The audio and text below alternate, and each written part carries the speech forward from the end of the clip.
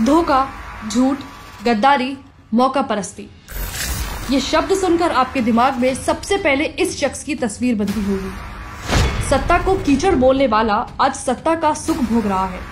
इस धूर्त ने अन्ना हजारे को गुरु मानकर उनके साथ छल किया। खून पसीने से पार्टी खड़े करने वाले कार्यकर्ताओं को अपनी हिटलरशाही के चलते बाहर निकाल दिया। कुर्सी के लिए अपने बच्चों की झूठी कसम तक खाई।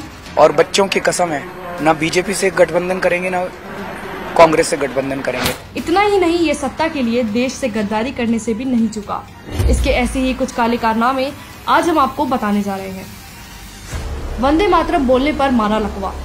पीएम मोदी 74वें स्वतंत्रता दिवस पर लाल किले से देश को 7वीं बार संबोधित कर रहे थे। अपने भाषण को समाप्त करते हुए पीएम मोदी ने वंदे मातरम के नारे लगाए।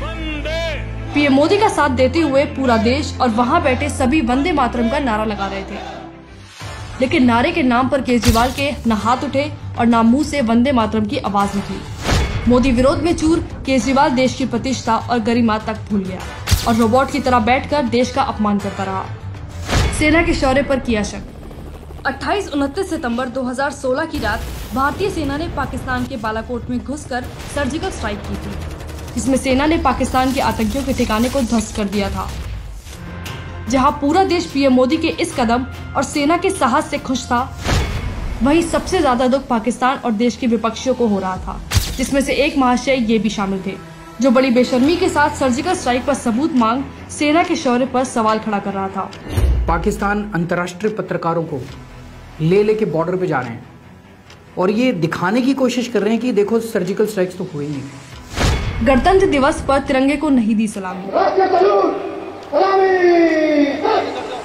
गणतंत्र दिवस पर ध्वजारोहण करने के बाद सीएम को राष्ट्रीय ध्वज तिरंगा को सलामी देनी होती है, लेकिन सत्ता के नशे में चूर केजरीवाल ने इतिहास में पहली बार तिरंगे को सलामी दिए बिना ही परेड ग्राउंड छोड़ दिया।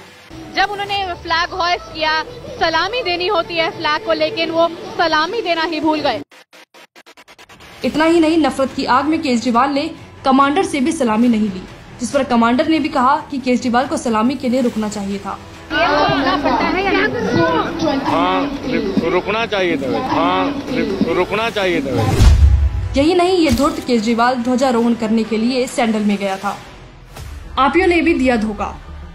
केजरीवाल अकेला नहीं है जो देश के साथ गद्दारी करता रहा है। उसकी पार्टी के आपिये भी देश के खिलाफ खड़े होने से पीछे नहीं हटे हैं। जब सीएए के नाम पर दंगाइयों द्वारा लगाई बस में आग को दिल्ली पुलिस बुझा रही थी, तो मनीष सिसोदिया ने पुलिस पर आरोप लगाते हुए ट्वीट किया कि किस तरह पुलिस आग लगा रही है, जबकि इस वीडियो की सच्चाई और मनीष सिसोदिया की बात में जमीन आसमान का फर्क था।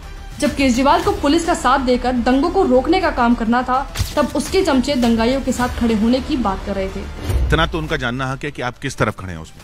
मैं कहीं भी खड़ा हूँ, मैं शाहीन बाग के लोगों के साथ खड़ा हूँ। आप शाहीन बाग के लोगों के साथ खड़े हैं, आप जेएनयू में भी लोगों के साथ, जेएनयू के लोगों के साथ खड़ा हूँ। दिल्ली अल्पसंख्यक आयोग ने देश को किया शर्मसार। दिल्ली अल्पसंख्यक आयोग के अध्यक्ष जफरुल इस्लाम ने देश की साख को विश्व पटल पर झुकाने में कोई कसर नहीं छोड़ी। फर्जी ट्वीट का सहारा लेते हुए जफरुल इस्लाम ने लिखा कि मुस्लिम को साथ खड़ा होने के लिए धन्यवाद कुवैत। जिस दिन मुसलमानों ने अरब देशों से अपने जुल्म की शिकायत कर दी, तो सैलाब आ जाएगा। तहकीकात में पता चला कि ये कुवैत सरकार का नहीं बल्कि फर्जी अकाउंट है। इस मामले पर विदेश मंत्रालय ने सफाई देते हुए कहा कि इस मामले पर कुवैत सरकार का कोई लेना देना नहीं है। कुवैत भारत के साथ मजबूत रिश्ता चाहता है, लेकिन इन आपियों को देश की छवि से ज्यादा वोट बैंक की चिंता है।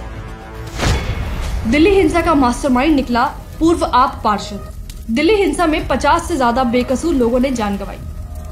दिल्ली हिंसा का मास्टरमाइंड कोई और नहीं, आप पार्टी का पूर्व निगम पार्षद ताहिर हुसैन निकला, जिसने दिल्ली पुलिस के सामने खुद कबूल किया कि दिल्ली हिंसा की प्लानिंग उसने ही की थी। केजरीवाल और उसकी गद्दार कंपनी देश का सिर झुकाने और साख को बदनाम करने के लिए शुरू से तैयार रहे हैं। जिस इंसान को अपने देश से प्यार न हो, राष्ट्रीय गीत से प्यार न हो, सेना के शौर्य पर शक हो, वह इंसान देश का गद्दार नहीं तो क्या है।